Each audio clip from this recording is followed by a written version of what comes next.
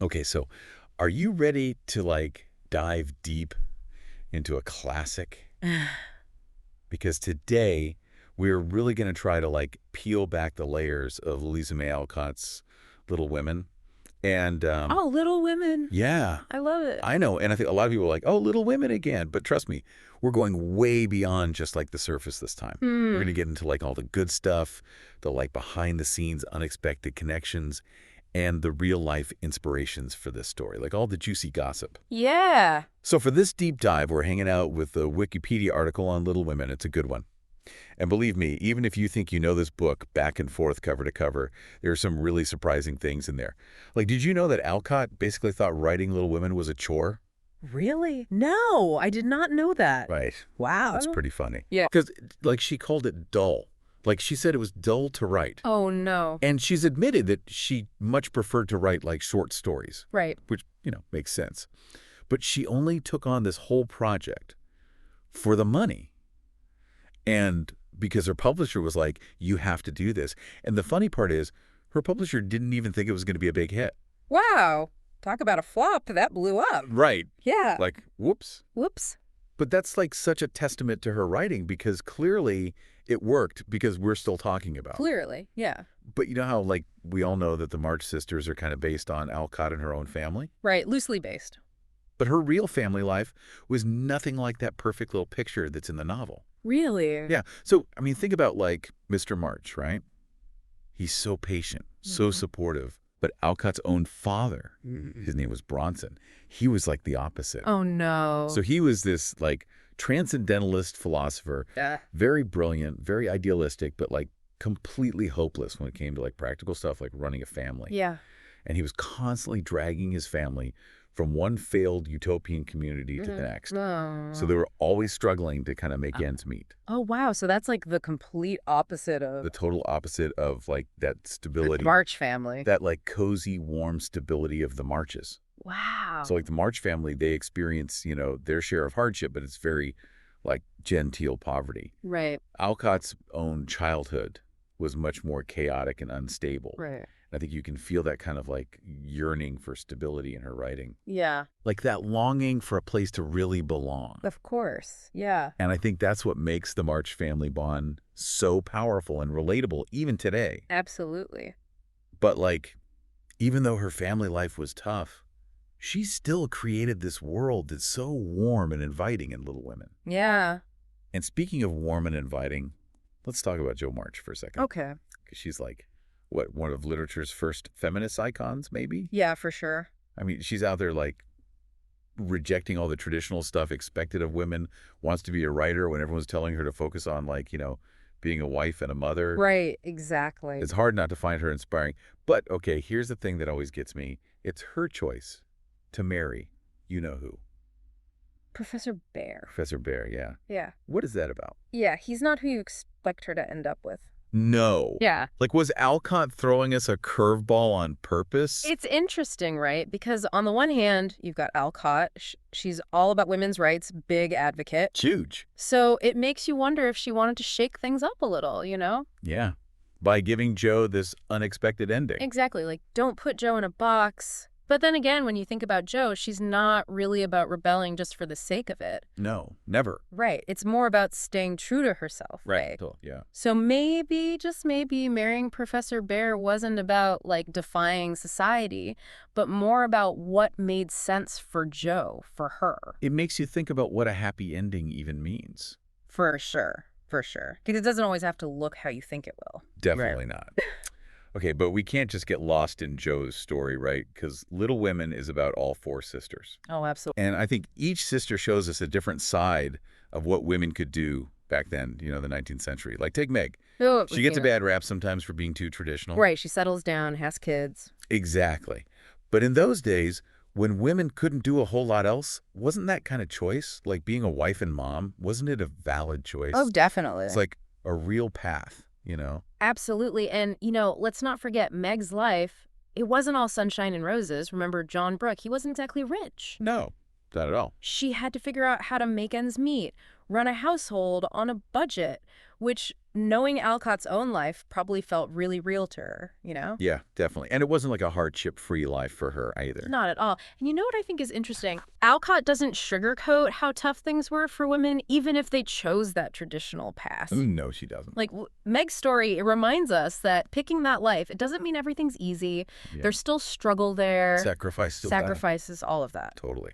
And then there's Beth. Oh, Beth. Love. She's the sweetheart. She is. But her storyline, man, it's a lot. It's a tearjerker. The sickness, and then, you know, It's sad. it's really sad. It's like classic Victorian drama, right? It is. It is. And I think back then, that kind of sentimentality, it was everywhere in literature. Yeah. But I think with Beth, it's more than just being sappy. You know, it's about what people really worried about then. Childhood illnesses, they were a big deal. So many kids didn't make it. That's true. Alcott, she actually lost 2 sisters when they were young. Yeah, so for her, Beth dying, it was sad, but it was also like, this is the reality. Yeah, it really grounds the story. Definitely. Like, Uh-huh. life back then, it wasn't all sunshine and roses. Not at all. But, okay, we've talked about Joe, Meg, and Beth. Mm-hmm. What about the baby of the family? Amy. Ah, Amy. Uh-huh. She gets overlooked sometimes, don't you think? I know, right? Stuck with the label of the pretty one. Or like the talented one. Right, but when you actually look at her character, she goes from this kind of, self-centered kid to this really capable woman, a real artist. I know, it's a great arc. It is. She doesn't fit neatly into being like Joe or Meg. No. She finds her own thing, her own way, Yeah. which is awesome. And that's what I love about Little Women, right? Every sister, they all find a way to be themselves, even with all the rules and stuff back then. Totally. But it's not all about each sister on their own. No. No, it's about them together. It's about that bond they share. Exactly. That sisterhood, it's like no matter what, they're there for each other. And I think that's something everybody wants, Definitely. It's timeless. That idea that you've got someone who gets you, who's there for the good and the bad. But, even though each sister's story shows us a lot about women back then, we have to remember, Little Women was written in a specific time and place. Yeah, good point. And we can't forget that historical context, especially the Civil War. True. It's like this backdrop to the whole story. Right. Like, think about it. The dad's not around. There's money troubles, always this feeling of uncertainty. That was real life for so many families then. For sure. I mean, these characters might seem timeless, but they were living through some crazy times. Yeah. And Alcott, she doesn't shy away from that. No, she doesn't. She shows us the good, the bad, and everything in between. She does, which I think is why people still love this book. Totally. Because it's real. And hopeful, too. Absolutely. It makes you think, like, how did this story, which feels so simple in a way, become this huge deal?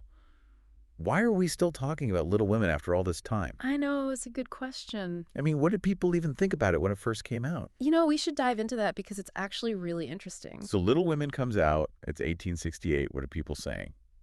It's funny. Back then, people loved it for, like, all the heartwarming family stuff. Yeah. And because it felt very moral, like good values, all that. Right. Which makes sense. That's what people wanted back then. Books that made you feel good.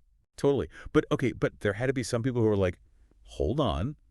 Joe's doing what? Oh, I'm sure. This is the time period where women are supposed to be seen and not heard. Exactly. And here's Joe. She's like, I want to be a writer. And, no, I don't want to marry your boring friend. I know, right? Talk about scandalous. Seriously. But Alcott, she was so smart about it.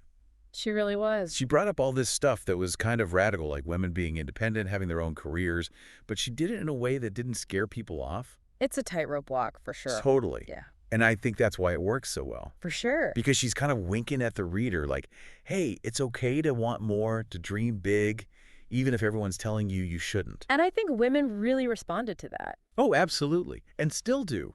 I mean, look at how many times this book has been adapted. It's everywhere. Movies, plays. There's even an opera. It's crazy. It shows you how universal those themes are, Wanting more out of life, trying to figure out who you are, when the world already thinks it knows. Definitely. It's like those struggles never really go away, do they? Nope, not really. And I think that's why we keep coming back to Little Women after all these years, Totally. So, okay, we started this whole deep dive wanting to figure out what makes this book tick. Right. And it seems like it's more than just a sweet story about these sisters. It's definitely deeper than that. It's about challenging what people expected. especially from women back then. And it shows us how powerful a good story can be. Exactly, because Little Women, it's about more than just those four sisters finding their way, you know? It's about all of us trying to do the same, even now. 100%. I mean, isn't that what makes a book really great? Right. When it sticks with you, no matter what's going on in the world. Exactly, because underneath it all, we're not so different, you and me, those March sisters, everyone. We're all just trying to figure things out, find our place, find a little love along the way. Beautifully said. That about wraps up our deep dive into Louisa May Alcott's Little Women, a story that continues to captivate and inspire readers even after all these years. From the March family's enduring bond to Joe's unconventional path and the timeless themes of ambition and finding your place in the world, Little Women offers a glimpse into the hearts and minds of women navigating life's complexities in the 19th century and beyond. We hope this deep dive has given you a new appreciation for this literary classic and the woman who brought it to life. Thanks for joining us, and until next time, happy reading.